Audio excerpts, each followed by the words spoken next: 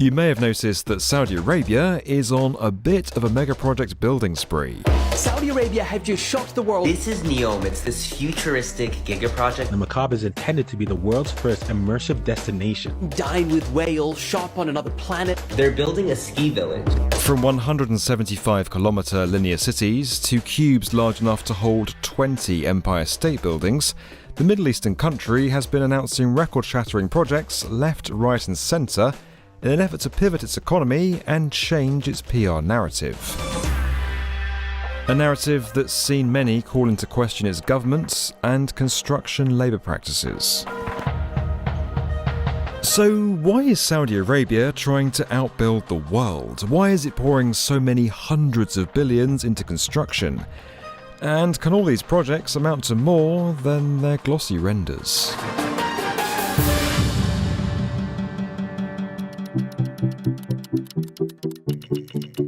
To put it bluntly, the clock is ticking. Saudi Arabia became wealthy thanks to a little substance called oil. And while the country has no shortage of the stuff, it's the world's second biggest producer of it, global demand for this commodity is falling. Now, when your country's economy is almost entirely dependent on oil, that's a problem. So Saudi Arabia is trying to diversify and fast, taking a leaf out of the Dubai handbook and trying to become a global magnet for tourism. In essence, it's a strategy of build it and they will come, but build it big and with lots and lots of cash. In short, Saudi Arabia wants to do Dubai on a scale that even Dubai couldn't dream of. The country has set up the Public Investment Fund, a sovereign wealth fund that's working to deliver all of these massive projects with state money. Whether you like it or not, anchoring new developments with headline-grabbing structures is proven to attract both domestic and foreign investment. And that creates a much bigger market for trade outside of oil. In a bid for legitimacy, the PIF has signed up some of the world's biggest architects and engineering firms, and taken out ads in the New York Times, Time magazine, and on billboards around the world. In short, Saudi Arabia is trying to use construction for positive PR, and right now it needs some of that. While these projects may appear bright and shiny on the outside, many have raised concerns over their environmental impact and the country's history of poor construction labour practices. Frankly, it's hard to keep up with the pace of mega project announcements, so here are 5 of the biggest ones to be aware of. Lesson 1 from Dubai: go big. And this building will be absolutely huge, designed as the centrepiece of what it's claimed will be the world's largest modern downtown in the middle of Saudi Arabia's capital, Riyadh. At 400 metres high by 400 metres wide, it'll be the world's first super tall cube. And if it's successfully constructed, easily one of the largest structures ever built. The problem with deep plan buildings like this is getting natural light into the centre of them and creating spaces that human beings actually want to inhabit. That's where skylights and atriums come in. But light's not an issue here. Inside, there'll be a massive, ever-changing immersive screen wrapped around a tall central tower, creating a virtual world on the scale of Blade Runner. Overall, there'll be 100,000 residential units, some 9,000 hotel rooms, and more than 980,000 square metres of retail space. The total cost of the project hasn't been fully disclosed, but it'll likely be the budget of a 400-metre skyscraper squared. That's right, a ski resort in the desert. It'll sit in the centre of Neom, a $500 billion Saudi gigaproject that includes a few of the schemes in this video. Technically in the desert, Trojena will actually be nestled up among some of the country's highest peaks, around 2,600 metres above sea level. There'll be a ski slope, a mountain biking course, luxury properties dubbed slope residences, a vertical village of restaurants and retail stores folded into a cavern, and an enormous man-made lake. Trojena has already officially won the bid to host the Asian Winter Games in 2029, the first time that a winter sporting event will be held in an Arabic-speaking country. So far, the price tags for all these projects is likely to be as impressive as the construction works themselves. But Saudi Arabia can afford it. In 2022, its government revenue was up 31% from the previous year, a budget surplus of over $27 billion.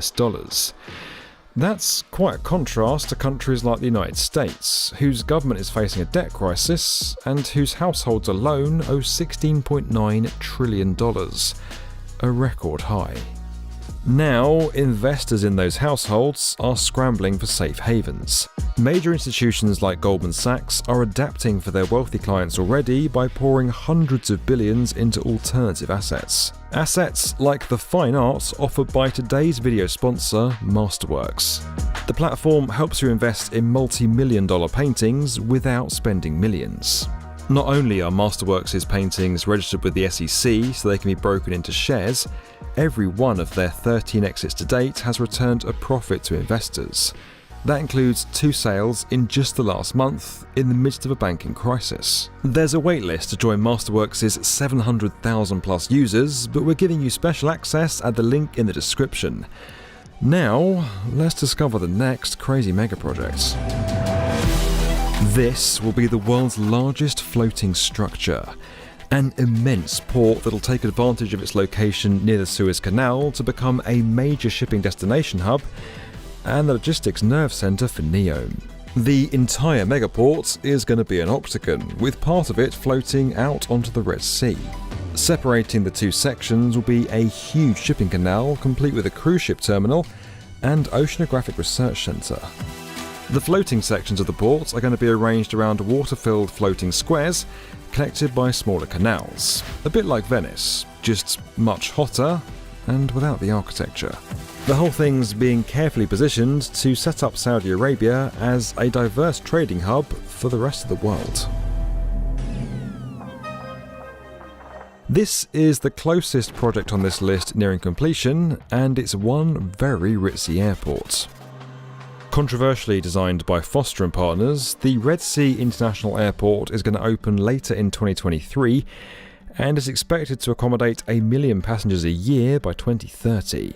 What makes this place so luxurious? Well, in a way, it's trying to be the anti-airport airport. It's trying to replace the stress-inducing hustle and bustle of normal international hubs with tranquil gardens and terminals that'll house spas and restaurants. A pretty far cry from JFK. The airport's location, 15 kilometres inland from the Red Sea coast, puts it less than 8 hours away from 80% of the world's population, and sets it up as a future Dubai or Singapore, cities that became truly international thanks to their geography and well-positioned airports. Then there's the mega project that needs no introduction: the Line. A 500-metre tall mirrored linear city that'll stretch for over 170 kilometres across the desert sands, and that either represents the cutting edge of architecture or a grim dystopian future, depending who you ask.